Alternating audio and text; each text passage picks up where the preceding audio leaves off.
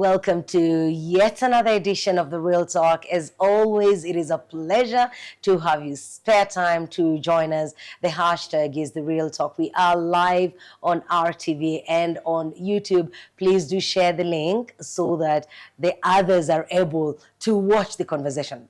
By the others, I mean, if you have a friend who you feel should benefit from this conversation, then you need to share the link with them so that we have them. Well, the beauty about this conversation is that it's a continuation of one that we started last week. Our guest is Daisy Iribagiza. She was here last week. We talked about work, human resources, training, the CV, basically the recruitment landscape as it is now. And it was a very good conversation. We got a lot of feedback from that. I thought, why not have her back? Because the subject of HR is wide. It's quite a broad one. We didn't even cover much. We only touched the surface. I'm sure even this one might not cover everything, but we will always have her back if need be. Welcome to the show. We are at Mythos Boutique Hotel. In just a bit, you will meet our guests. Welcome to the program. The hashtag is The Real Talk. My name is Jackie Lumbasi, and our guest is Daisy Iribagiza. She's an HR professional. Daisy, thank you for coming back. Thank you for having me back. You know, you were a star. Last weekend, the show was so popular. I got a lot of messages. So I thought, this subject is a hot one. Let's have part two. Although we had already said we were going to have part two anyway. So it's good to see you again. Yes, thank you for having me back. My I'm pleasure. really happy to be here again. Thank so you. that we can speak about this even more. Thank you so much. Yeah. I want to start with a question that came through when the show was airing last week. Somebody asked about this common question during interviews. Yeah. What is your salary expectation? Yes. And they said, when you're having Daisy back, please ask her, how best should I respond to that question? Yes. As always, obviously, when someone is going for a job opportunity, they're looking for a better salary as well. So they probably will increase what they're currently earning. They could triple it, they could double it. And in some cases, it could also be the reason they will not be taken in because they asked for a lot more from your space. You're the one who knows these things better. How best can one respond to that question? Yeah, thank you to the person who asked that question first. That's a question that comes up a lot, especially if people who are hiring didn't disclose the range they are offering for this position. So I would say do your research. Again, backing from what we talked about last time, research about the organization, research about the role you want to go in. Make sure that you know the trend in terms of the salary that they're offering for that position in other companies. And also another thing is compare it with your skills and your experience that you already have so that you can set a range. Don't have a specific number in mind, just set a range. Let's say if you want to earn 2 million to 3 million, let 2 million be the minimum you would want and let 3 million be the expectation or what you aspire to have in that role. So that you can show that you're open to even go to 2 million or also go in between in terms of discussions. So that you have the ability to negotiate. Even if you mention that range, say that you can say you're looking between 2 million to 3 million. Yes. It's okay to give them that wide range. It's okay to give a range. You don't have to give a specific number so that it can open a conversation in terms of negotiation and also tell them you're open to negotiate in that range. So I would say that would be my answer on the question of salary expectation. Just do your research. Make sure that if you know someone working in that company, that's even a plus. Reach out to them, ask if they know how much they're offering for that role so that you don't go too high or even go too low. And then, and at the end of the day, if a recruiter is able to get someone who is qualified and it's under the budget they had set, that's a plus for me, right? At the end of the day, do research. As I am researching as a job seeker, my potential employer could also be researching. And so I'll tell them I want to earn 3 million. Then they go like, hey, but Jackie, you've been earning 700 where you are. How can you shoot? Aren't you even scared of that difference? If that comes up in an interview room with all these people looking at me, how should I maneuver? How do I get myself out of that mess? So that's why you need to have data that backs that. If, for example, you were earning 700 and the job that you're applying for, obviously, if they called you to come for the interview, they saw that it's something you would be able to do, right? So you say, I was earning this, but these are the benefits either I was getting to be able to perform this role, or this adds more responsibilities or tasks that I wasn't doing before, hence why this amount I'm requesting for, this compensation, matches with the job description that you provided. Okay. Yeah. So you're not just being greedy. Greedy, You yes. back that up with data. With data. Okay. So still on salary, Yes. there's an issue that is currently trending. A lady called Aline, works for a restaurant, and has said she's not been paid for over 5 months. That's become common. We see it quite a lot. People go in, they serve, they're exploited, and, you know, they just keep going. Yeah. The first month comes, there's no salary, somebody pushes themselves saying, maybe it will get better. What would be your comment on employers that don't meet their end of the bargain? Because employment is a relationship between two people. One person is offering a service, surely pay them for that service. Yeah. And so what would you say about such an employer? But also, what would you say to an employee who waits for 5 months or 8 months or even a year to say they haven't been paid? Yeah. So I would start with the employer. I would love to think that if you want someone to do the job they're asked to do right, you should also be able to do your end of the bargain. If it's the compensation you agreed on, let them have it on time. If it's gonna delay a week or a month, at least communicate that and give them a timeline of when they will be able to get their salary. Sometimes, let's say even in the hospitality sector, there is issues where you see that there is a low season and a high season, right? Yes. And then you don't have clients in the low season, but then you have over 50 staff in the low season and you're not able to pay them. It all comes from planning. So let's say if the year starts and then you know that you're going to have a high season starting from maybe July to August or September, have people who will come in on a contractual basis, maybe a month or 3 months, pay them for those 3 months. And then when they end, remain with the staff that you're going to be able to pay in the low season. I get it. So Yeah. I see that it's very common in the hospitality sector. Yes. Because they have a lot of people who work there and they do not understand their business well to know that the prices or the clients will keep on changing depending on the season. Yes. So you So don't I have to would- have very many people staying Yes. around full time. Full time. You could just have them on a contractual basis, tell them this is going to be for just 3 months, have that contract in place with them so that they know that after those 3 months, they will have to go and find another place to work. And then have those that will last you for, if it's a 1 year contract, Yeah. 2 years, so that there is that open communication to know that after these 3 months, even if I want to continue to work here, at least I will be gaining experience, but you will not be waiting to get a salary because that was communicated to you. Yes. Yeah. Yes. So that's And then, you know, so you have a scenario like this that ends up Yeah. playing out in the public space. It's on Yes. social media because Yes. this lady sat with her supervisor. They said, we will pay you, wrote down a down. letter, signed it, but it didn't happen. yeah. Is that the right action for me, the aggrieved, to take? Because fine, I have sat down with them, they haven't paid me. I have waited and worked for 5 months. Is it, now speak to me, the employee. Yes. So on the employee side, there is the Ministry of Public Service and Labor. So they have labor inspectors. So there is labor inspectors on the district level. There is also on the national level. So if you're going through that, have documentation, evidence. If you have a 1 year contract and you've not been paid for 5 months, and in the contract it's abided by the law, of course, it shows that you're going to be getting this salary every maybe last day of the month or first day of the month, and you should be getting it monthly. So you already have that contract in place. You have that communication you've had with your line manager.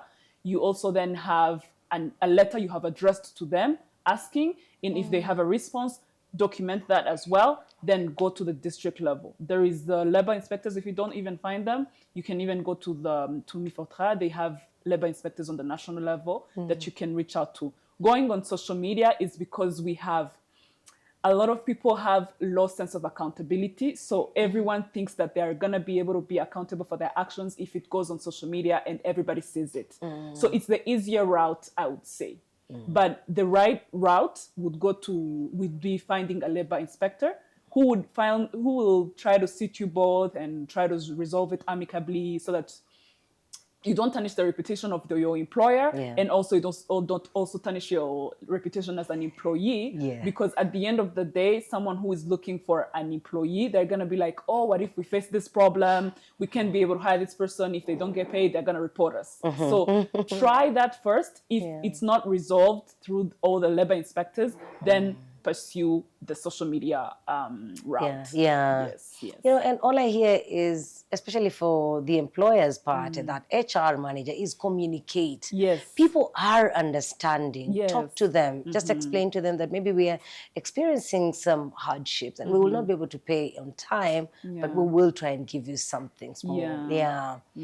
How about HR managers that just don't seem to care much, really? That even when somebody goes to them and says, I have run out of rent, they don't even try to come through for them, for their employees. They just feel like, oh, you know what? I'm not your mother. Yes. So I'd say that again, it's when you're about to, as we were speaking last time, when you're going for an interview, even though they're interviewing you as the employer, as the employee, they would want to have, you're also interviewing them as an employer. So there's some red flags that you would see. For example, if it's salary expectation, you tell them and they're like, oh, why are you asking that when you're not supposed to ask that? You know, trying to make you feel bad for asking for a certain level of compensation. You're not good enough. You don't deserve that much. You don't deserve that much. So then why did you call me for an interview? Even if I would have said a higher number, there's a way to address a response you've got, right? Yes. So that should be the first red flag. But let's say you're already there and the HR manager or the person who is in charge of human resources doesn't give you that level of respect or is not even able to pay you. Yeah.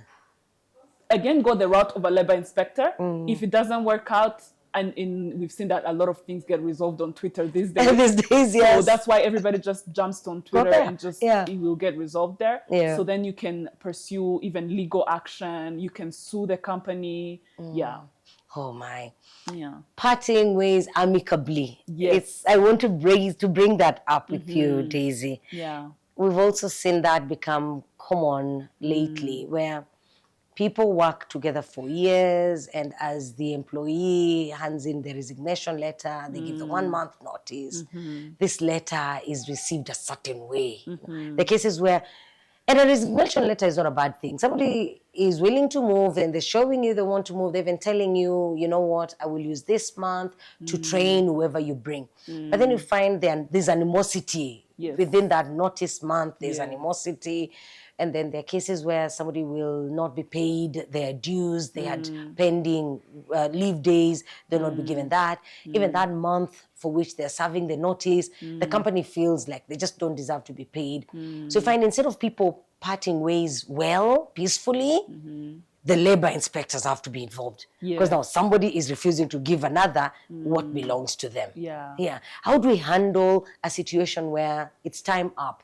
Whether it's coming from my end as an employee or your end as an employer, how should we just end our relationship well? Because after all, we don't burn bridges. You never know when we'll need each other or where we will meet in future. So I would say for that, like on the side of the employer, I don't know, we need to understand that this is a professional relationship we have with this person and it has a deadline to it.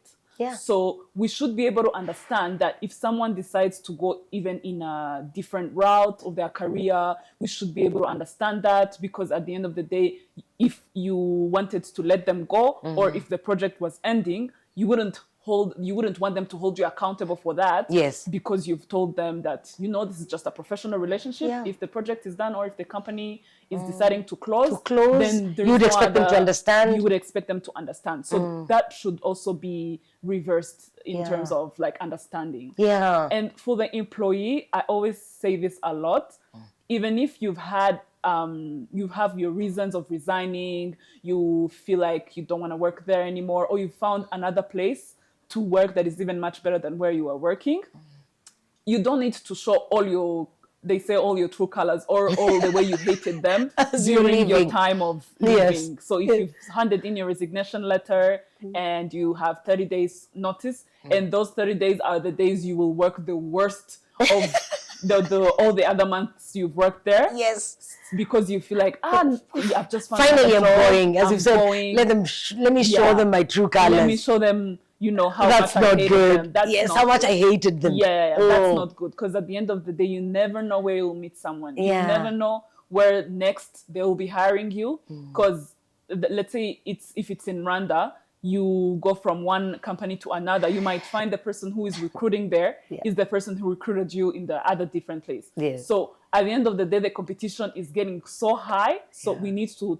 make sure that we don't tarnish our reputation from our previous employers. Yeah. Yeah. What about people? What would you say about people that show up for this job, whether they came looking for it or they were headhunted? Yeah. And then we've had a conversation, almost reaching the end. Maybe what's pending is just the signing of the contract. Then out of the blue, they don't show up. Like they just ghost you. Like you've gone very far with them. Then they do not come. They don't tell you why they have changed their mind. Tomorrow you hear they're in another place, maybe considered a better place by them. What would you say to such people? Because as you've said, we will still meet each other somewhere. Yes. I would say that comes from people who have like a higher level of experience. They have, many years of experience. They have worked in different companies, and they're trying to, level their offers that they have. I always say having great communication is the best way to go. Yeah. You might never meet that person again, but it's also again that they would remember you in another place. That's right. So you really never know. You just make sure that you are right with everyone. If you feel like the offer they're offering you is not good and you've got another one, communicate it to them. Because at the end of the day, you haven't signed. You're not their employee yet. So make sure you just communicate with them. Tell them you got another offer, because they might even just say, no. Let us try and see if there is other benefits we can offer you. And then you can still change your mind. Because when someone hasn't signed yet, they're not your employee. But you can also try and communicate right, because you never know where you'll meet that recruiter again. Yeah. Let's take a short break. Yes. I love this so much. We take a short break. Then when we come back, I want us to go back to social media. So a lot of our problems are being solved there, but I want to know as a recruiter, how much of my social media do you care about? Yes. Glad to have you with us on The Real Talk. My name is Jackie. Our guest is Daisy. A big thank you to Mythos Boutique Hotel for hosting us. You should check them out. They've got the weekly, weekday, daily lunch. Did I say that right? If you have a work meeting, you have a lunch date, please come through and be served at Atmosphere Restaurant. It's Atmosphere_KGL on Twitter. We will be back in a bit.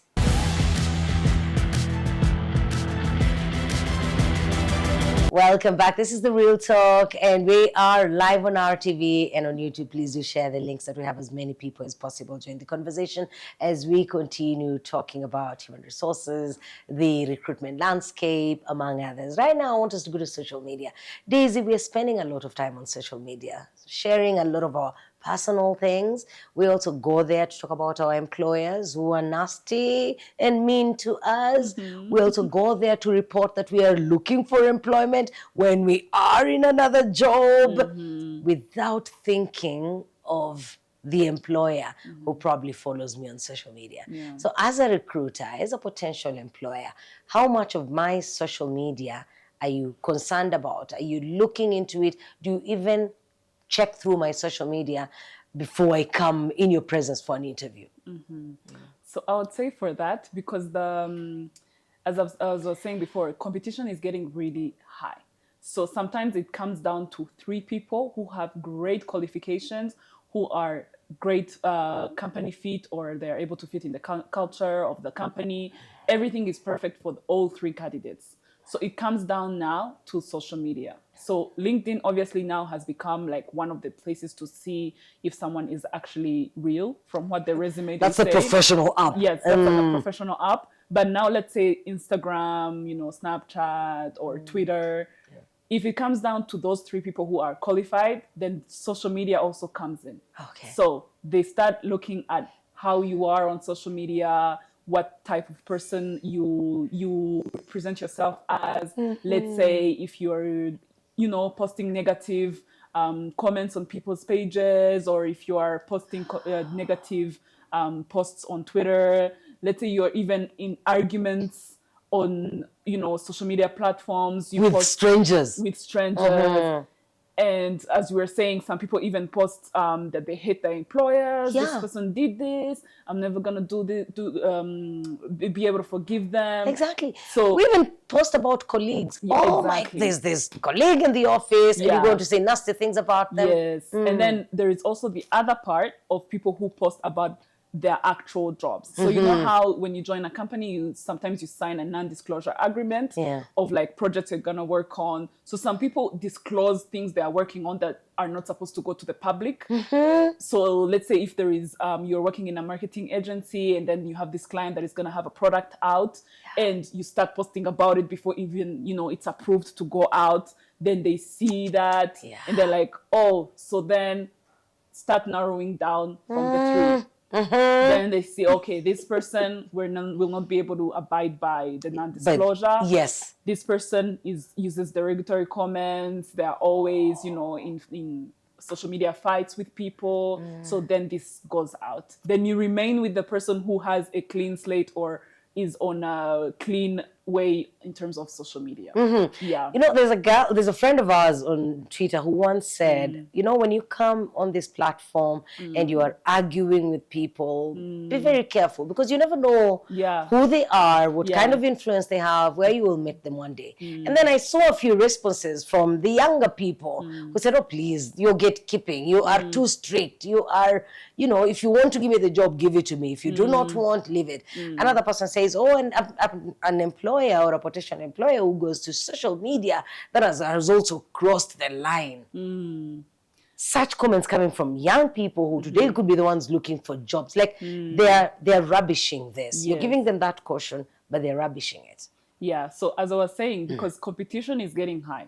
So how am I going to be able to narrow down from all these three amazing people if I don't check their social media? So I need to find a way to reduce 3 to 1.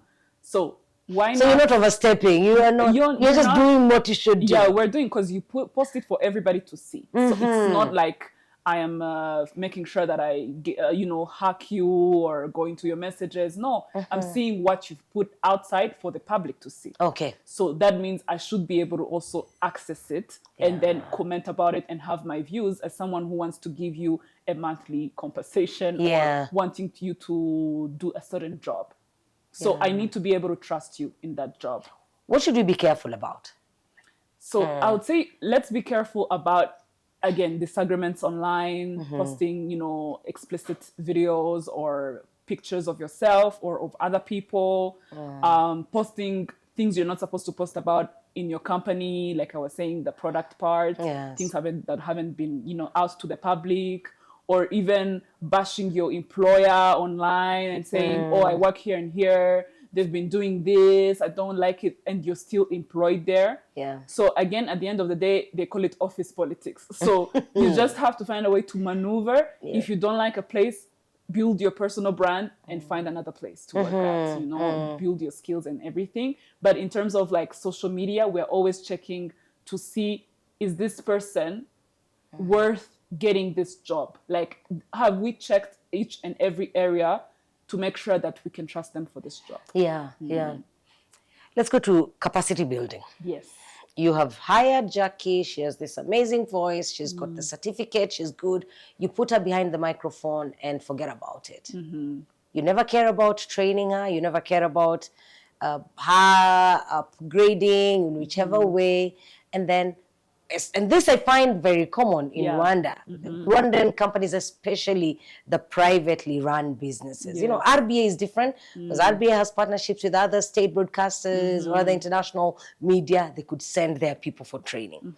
But a lot of the private media houses that we serve, you find they will not train me because they're thinking, oh, you invest money in Jackie, and then after 3 weeks, she will be gone. Somebody else will take her. Somebody else will benefit from that investment. That kind of attitude, what does it do to a business?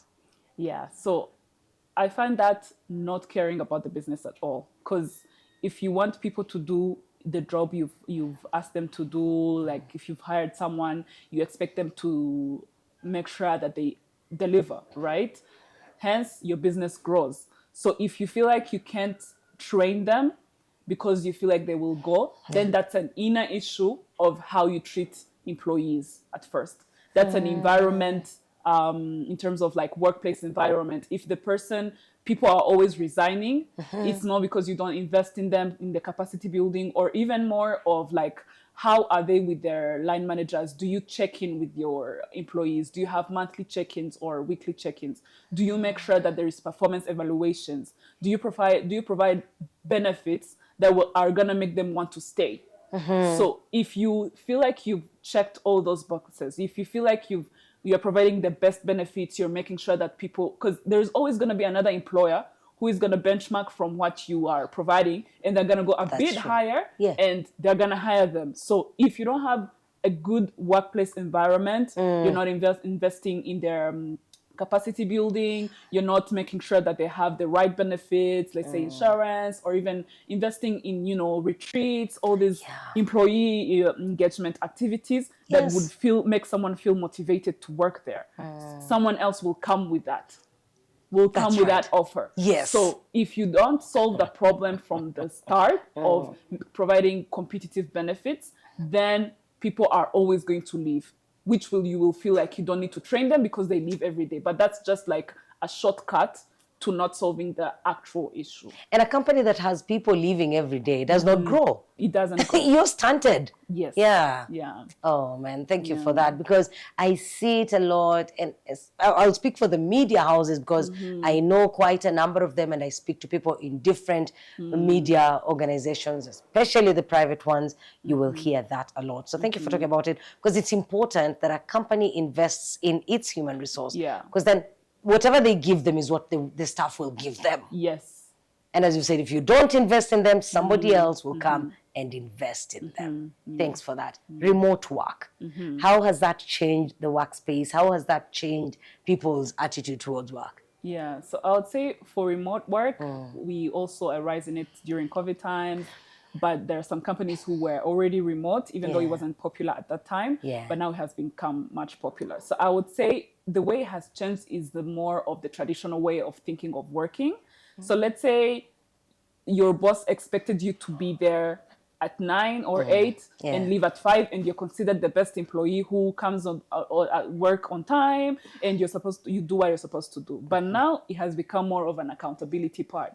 If you're given tasks that you're supposed to work on weekly, or you have duties that you're supposed to perform and be done by them, let's say Thursday.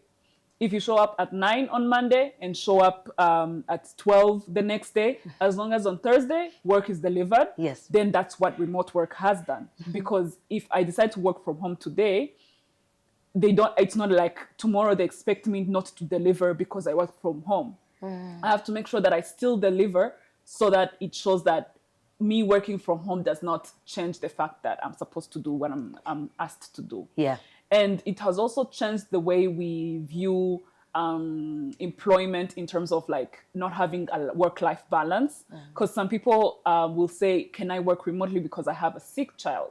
So before, you would have to ask for leave for that. To stay away. Yeah. And then maybe you don't even have leave days. But then when you are able to feel like your child is in the next room and you can check on them there and there, but then you are also able to get your work done. If you have tasks that you're supposed to deliver that day, you make sure that they are done. So then that has also created a sense of work-life balance. And as we were saying, it comes in as a benefit to the employee. So if a company is offering a hybrid basis, if there's the days you can work from the office and days that you can work from home, then that's a benefit that you can offer, even if you don't have to offer like a higher salary that they're where they're working. Somebody will be attracted. Exactly. Yes. By that particular offer. The hybrid offer. Yeah. And I would say on the part of the employees, to be able to, I would say that getting a remote job is hard because there is a lot that goes into hiring someone who's going to be a remote employee. Because they have to trust you without seeing you in person. Oh my. Yeah. So let's say the social media part we're talking about, they're going to check your social media. If they ask you which tools are you able to use, communication tools, which ones have you used before? There are project management tools, for example, like Trello or Asana. which one are you able to use so that they can be able to track what you're working on in real time without having you be there in person. Yes. So if you're able to use all those tools that don't need you to be in the office every day, then they'll be like, oh, this is someone we can trust to work outside the office. Yeah. And then communication among Yes. the people that are working remotely in different places, different time zones. Yes. How is that managed? So again, that's the tools I was talking about, Okay. like the communication tools, like there's Slack, like some people, depending on where they work or the setting of where they work, they don't have those communication tools. They just say, oh, we just talk on WhatsApp. But then on Slack, you're able to say the time you got in, you have started, or you started work. You're supposed to say that this is the time my work ends. And then you are able to show that you are communicating throughout your day, even if you're not there in person. So showing that the days you work, having a calendar, if you have to pick up children from the school, for example, add it to your calendar. If it's from 1 to 2, if someone is also the people on that particular app will see that at this Yes. particular time Daisy is not available. Yes. Because this is what is on her calendar. Yes, this is what is on her calendar. If you have a day you will be in a conference, add it on your calendar. So over communication is very, very huge in remote setting. And even the first 3 months when you're a remote employee during your probation, that's the first thing they're checking. You might not be as amazing as they expected you to be in the job itself, but they see that you're someone who would be able to learn. Yeah. They don't care so much about you not doing such an amazing job than they expected. They care more to see how you communicate. Like, are you over communicating everything so that they know that even you're going to be able to learn the tasks easily, but you're always there to do the work. Yeah. And then how does that affect our health? If because there's this thing that we would get from each other, meeting in the office, we are creating friendships and bonds that go beyond work. And we're now talking a lot about mental health. And so somebody comes straight from university and their first job is a remote job. They have colleagues in different continents. They are working from home, rarely get to meet even people in their field physically. How does that affect one's mental health? So I would say it's the mental health part. If it's your first job and then it's remote, sometimes you feel like you are a bit away from everyone, but then that also comes from the HR or the human resources in that company. Because some companies, like there is a place I used to work at, even though people were in different areas, we always felt a sense of being together because people would post pictures, they went hiking, I did this during the weekend. There was that culture of connecting even though we were farther. So the HR has to like invest a lot in employee engagement activities that are online. And then and there is so many ideas. Like I got to learn a lot of ideas from that place. And also there is maybe making sure that you have people together for like a retreat once a year and have like one place where you can all have them all together to meet once a year. That will not have a huge effect on your mental health. But then again, it also comes from the way you are. If you are a real extrovert and you feel like you need always see people, then find a company that fits the way your values as a person. Again, you have to be able to see an employer who is going to be able to meet your values as a person as well. That's very interesting, because then if you're looking for a remote job and it means you will rarely see people and yet you are an extrovert, you'll be affected. So don't just take the job because it's come. No.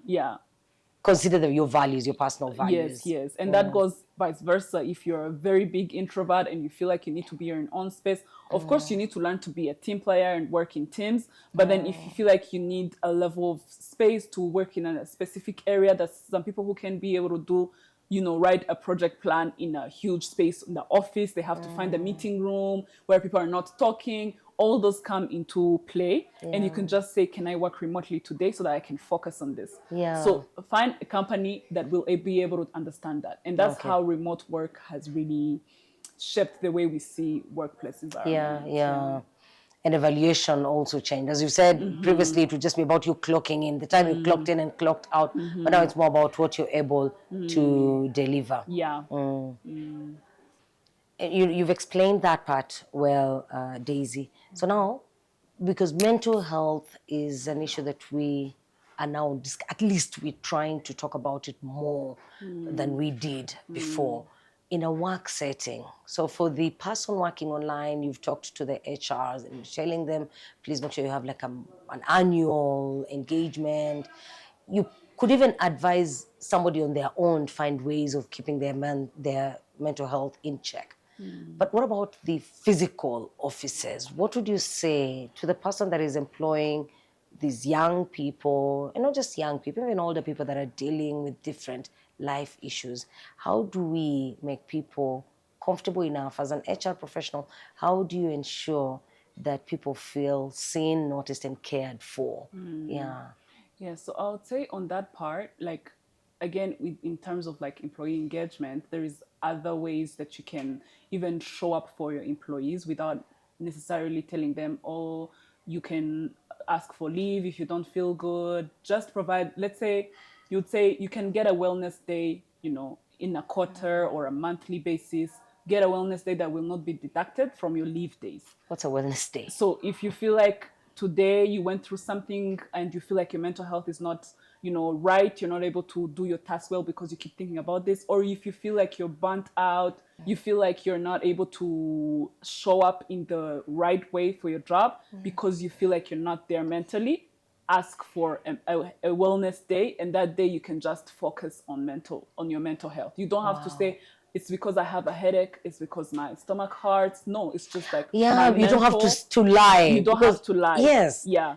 Because the times when many years ago, our employers back then would not give you that day without deducting it from the salary. Yes. So the only acceptable time off was either a sick leave or annual leave. Yeah. So in between, you'd find a way of falling sick just Yes. to, faking sickness in order to be away. So you're saying an organization should not put people in that situation where they have to lie to get a day off. Yeah. Yeah. You don't need to lie to get a day off. You can have, so basically an HR or an employer should be able to provide a wellness day. That's just an example. And you can also, there is also insurance companies that are partnering with this, the mental health places that you can go to for therapy, and then you can be able to access it for free or at a certain percentage depending on the insurance that you have, and then you make sure that your employees know that they can access all these places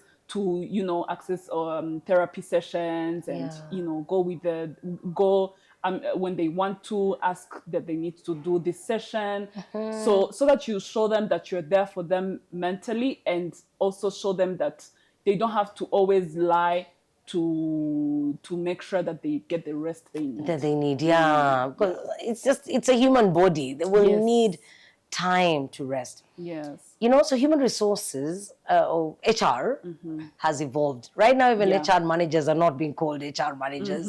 There's something related to talent, development, management, and all this. What has caused that? And how are you operating differently from the way it was traditionally? Yeah, so I would say that the HR department always was considered as one thing that just works on hiring people, firing people, paying them, and maybe ordering, making sure that you create maybe a retreat or some kind of way of an activity. Yeah. But then it was just like 4 or 5 things that people considered as an HR department. Yeah. But then as demand has increased in terms of hiring the right people, so then you have a talent acquisition manager or officer who is just specifically into hiring and headhunting people, and then that's just their job. And then you have another, let's say, another HR person who is just focused on the digital part of things. So they just work on the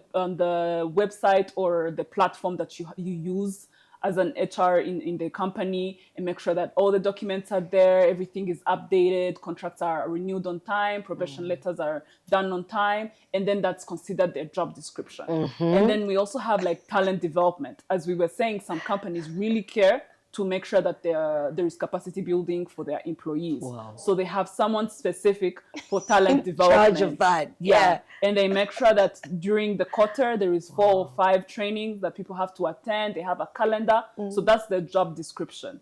So that it shows that as an HR in the field, that you're able to care for everyone in all parts and care for them deeply. Yeah. Wow. So Yeah. it's evolved in the way that it's now doing more.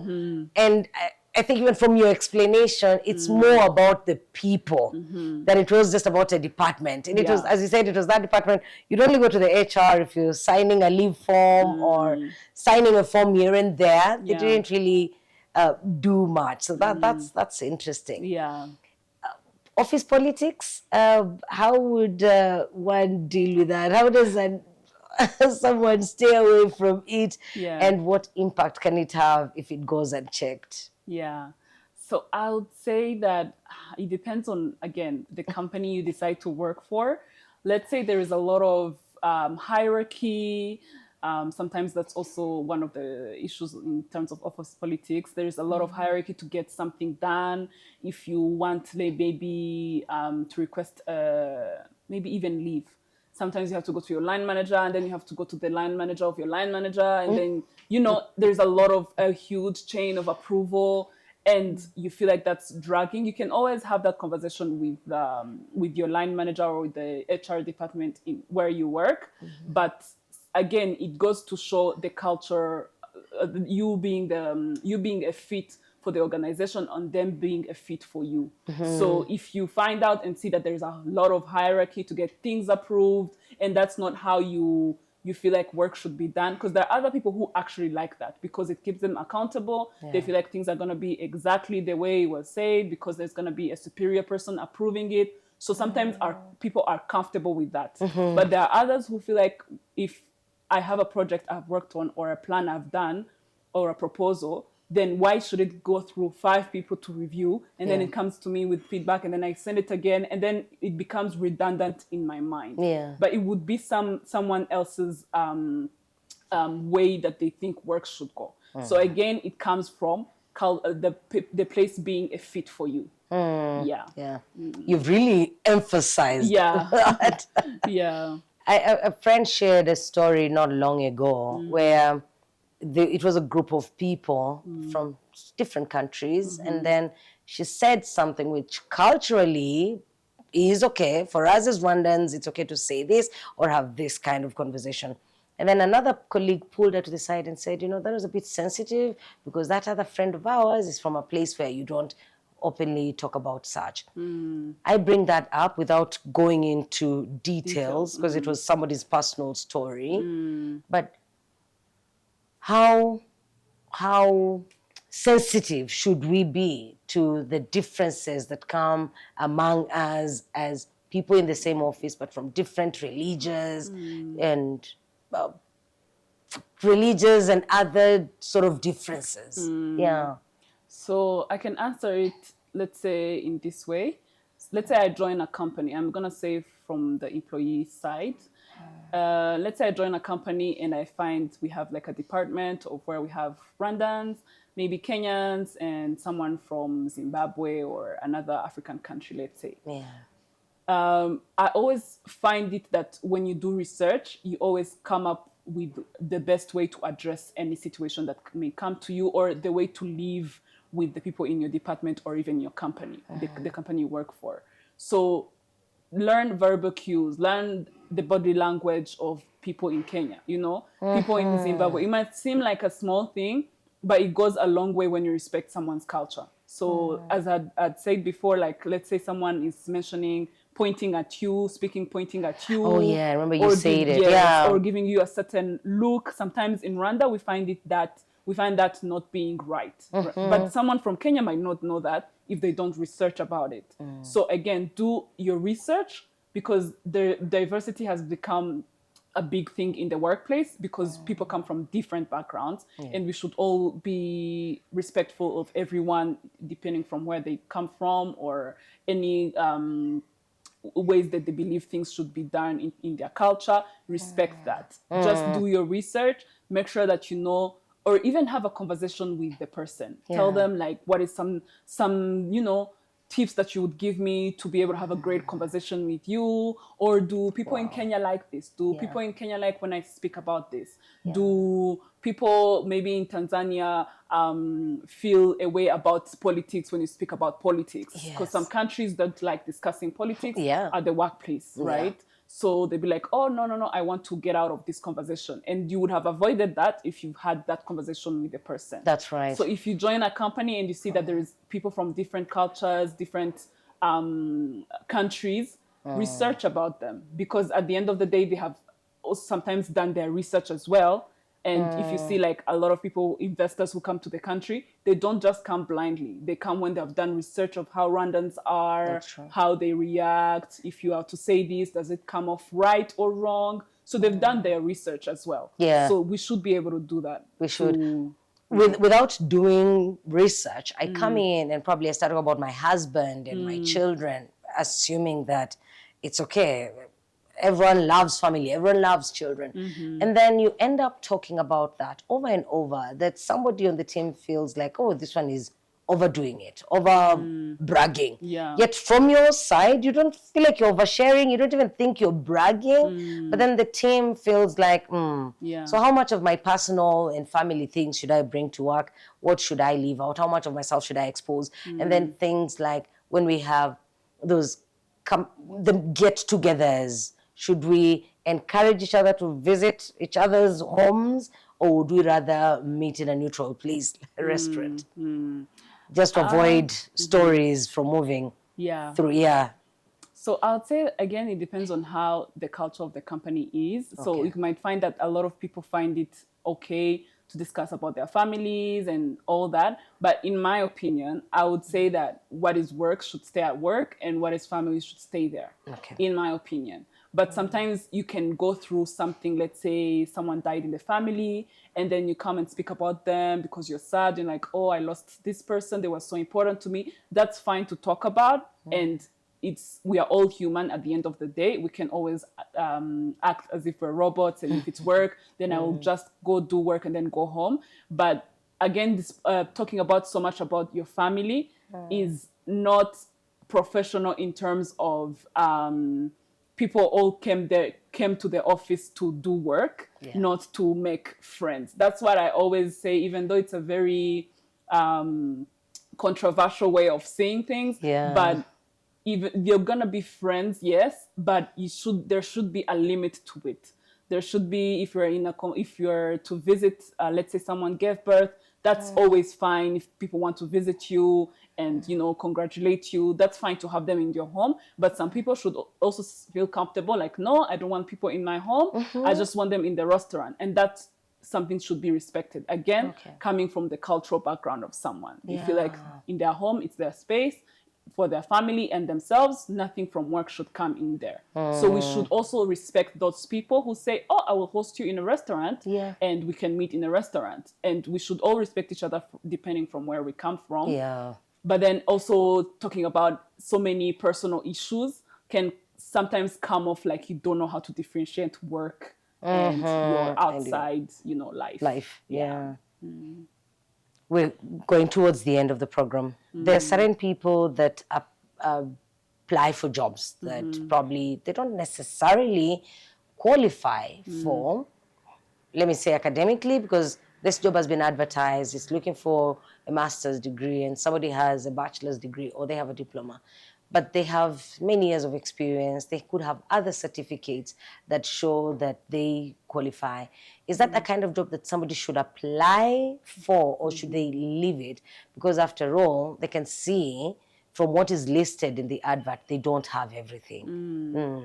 So I would say an advert or a job post, it's more of like a wish list of an employer. They would wish to have this. They would wish that an employee has this and this and this and this, but nobody can have everything from the wish list, basically, from the job post that was posted. So if you feel like you qualify, or you have some qualifications or things that you have worked on that directly transfer to what they're looking for, please always apply. Okay. Yeah, I would say always apply.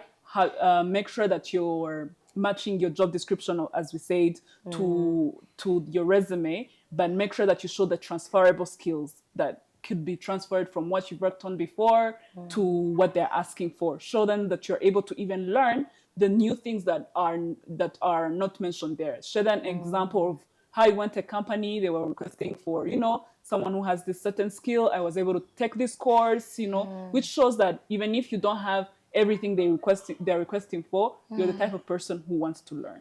And there's something new that you're bringing, which they probably do not have. Yes, exactly. Yeah. That's fantastic. Yeah. I thought I should ask that question because I know a lot of people that have that fear. They're like, no, maybe I don't qualify. I'm not good enough for it. Let me leave it. Yeah, but thanks for telling us just go for it. Yeah. Sometimes maybe that is the job that is meant for you. Daisy, give us your takeaway from this program. If our viewer is to forget everything that we have said today, what is it that you want them to keep? The first thing is that on the side of recruiters, you're always looking for, if you have a job post, you're always looking for someone to join the company, and then you put it outside and people apply, right? But I always say there is like a difference between like active candidates and passive candidates. So let's say for active candidates, these are people who see the job advert, they are actively looking for the job, they apply, which is great. You should apply if you see something that works for you. But then striving to be a passive candidate is the best way to go, because then that means you're going to be headhunted. So a recruiter has the job to post that job post, but they also have to headhunt people on LinkedIn or on referrals or from people they've worked with before to see if this person, if they can find someone for the job. They're not looking for someone who is just going to come and fumble the job because they don't want to keep hiring. So they want to be sure with the person they hire for. So strive to be a passive candidate. And to be able to be a passive candidate, you have to build your personal brand. You have to build your LinkedIn account, join these spaces that are in line with what you are working on, you work on. Make sure that people see the achievements you've gained. If it's certification, put them on LinkedIn. If it's things that you've joined, the conference you've joined, always market yourself so that someone is going to look for a person for a specific job interview, job post, and they're gonna see, oh, there is a person I saw online. Then I'm just gonna write them on LinkedIn, share with them their job post, because this person didn't apply, meaning they're not actively searching. Yes. They are maybe open to move depending on what you will offer as an employer, but they're not actively searching. Yes. So strive to be a passive candidate where you no longer have to go searching for jobs, but the jobs will find you. Yes. Daisy, thank you. Yeah. That is so beautiful. Thank you so much. We do appreciate your time, the knowledge sharing and everything, and we look forward to having you back here. Yes. If there's anything I have learned from Daisy, like I've learned so much, of course, but be a passive candidate. Yes. That prepare yourself and work so much on yourself, on the trade that you're involved in. Make yourself appealing to the person that is out recruiting. That out of many, they will find you. Yeah. Even when you haven't put up your hand, you've not even applied, you've not expressed interest, that job will find you. Oh man, when you get there, you have arrived. So work on it. Daisy, thank you for that. I will aspire to be a passive candidate. Yes. We hope you've learned something from this conversation. Thank you so much for being part of The Real Talk. My name is Jackie Lumbasi. Our guest, Daisy Iribagiza, is an HR professional, and she's taught us so much about that field. I hope that you have learned something and you will ask questions and share comments with us. If you send me a question, I will direct it to Daisy and she will respond to you. We say thank you to Mythos for hosting us, and we say thank you to you for being part of the show. We look forward to seeing you next week. God bless you.